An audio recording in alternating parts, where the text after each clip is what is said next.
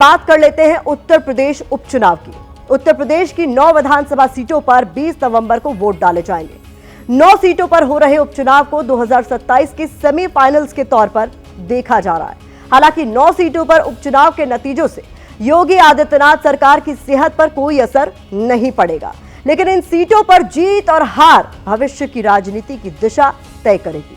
9 सीटों के नतीजों से संकेत मिलेगा कि उत्तर प्रदेश में हवा किसकी बह रही है। 9 सीटों की लड़ाई योगी बनाम अखिलेश की लड़ाई है। इन सीटों के नतीजों से यह भी पता चलेगा कि लोकसभा चुनाव के दौरान यूपी की राजनीति में जो उठापटक बची थी वो 6 महीने में कहां पहुंची है। सवाल यह है कि क्या योगी आदित्यनाथ लोकसभा चुनाव की हार का बदला ले पाएंगे। सवाल यह भी है कि अखिलेश यादव पीडीए फॉर्मूले की कामयाबी दोहरा पाएंगे। दोनों ही दलों के नेता अपनी अपनी जीत का दम भर रहे हैं। पूरा एनडीए का कुनबा पूरी ताकत के साथ योगी जी के नेतृत्व में जनता के बीच में है। इस प्रकार का रेस्पॉन्स है, लोगों में उत्साह है, उसके आधार पर मैं कह सकता हूँ 9 की 9 सीटें भाजपा जीतेगी।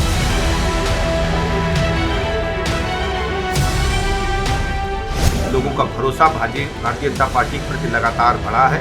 इन 9 के 9 उपचुनाव में भारतीय जनता पार्टी गठबंधन के साथ विजय दर्ज करेगी।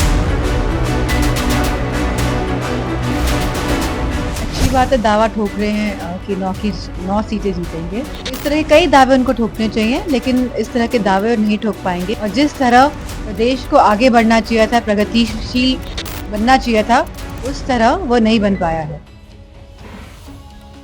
वैसे 2024 के लोकसभा चुनाव में यूपी ने बीजेपी की उम्मीदों को तगड़ा झटका दिया था। बात करें 2019 के लोकसभा चुनाव के नतीजों की तो बीजेपी को 303 सीटें मिली थी, जिनमें से 62 उत्तर प्रदेश ने दी थी। लेकिन 2024 के लोकसभा चुनाव में आंकड़े बदल गए और बीजेपी 240 सीटों पर सिमट गई। उत्तर प्रदेश से महज 33 सीटें ही मिल सकी। 2024 के लोकसभा चुनाव में बीजेपी अकेले दम पर बहुमत पाने से दूर रह गई, तो उसमें बड़ी भूमिका उत्तर प्रदेश में हुए नुकसान की भी है। जून 2024 में हुए लोकसभा चुनाव के बाद उत्तर प्रदेश में यह पहला चुनाव हो रहा है। यही वजह है कि सत्ताधारी बीजेपी और विपक्षी समाजवादी पार्टी ने इस उपचुनाव को अपनी इज्जत का सवाल बना लिया। बीजेपी के चुनाव अभियान की कमान खुद मुख्यमंत्री योगी आदित्यनाथ ने संभाल रखी है। योगी लगातार चुनावी रैलियां कर रहे हैं, जनता से कानून व्यवस्था और विकास के नाम पर वोट मांग रहे हैं। साथ ही हिंदू मुस्लिम कार्ड भी खूब चले जा रहे हैं। वहीं समाजवादी पार्टी की तरफ से अखिलेश यादव ने मोर्चा संभाल रखा है, जिनके पीडीए वाले फॉर्मूले का इस बार लिटमस टेस्ट होना।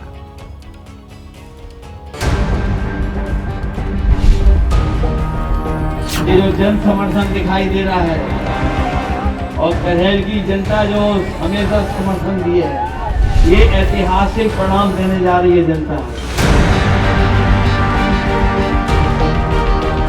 समाजवादी पार्टी दोबारा कभी भी सत्ता के दौर तक पहुंचने न पाए, इसके लिए यहाँ का एक एक माता और बहन लगातार मां विंध्यवासिनी से प्रार्थना करता है।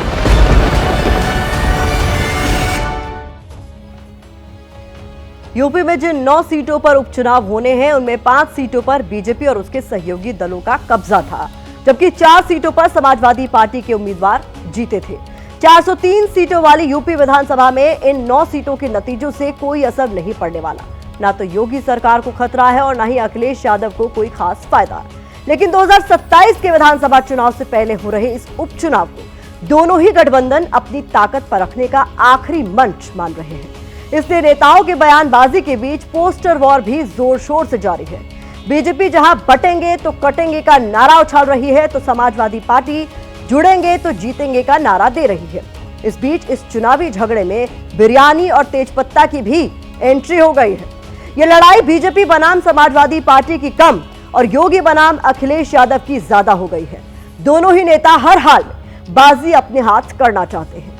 23 नवंबर को जब नतीजे आएंगे तभी ये साफ हो पाएगा कि दोनों में से बाजी किसने मारी। जैसे ही घड़ी का काटा दोपहर 2:30 पे आए, बबीता जी का दिल सास बहू साजिश के लिए मचल जाए। और ये है इनकी बहू, पूरे दिन ऑफिस की टेंशन हो जाए गॉन जब ये करें अपना फेवरेट शो फ्री टाइम पे ऑन। इनकी तरह आप भी देखिए अपना फेवरेट शो अपने टाइम पर और डाउनलोड कीजिए एबीपी लाइव ऐप अपने स्मार्ट टीवी पर।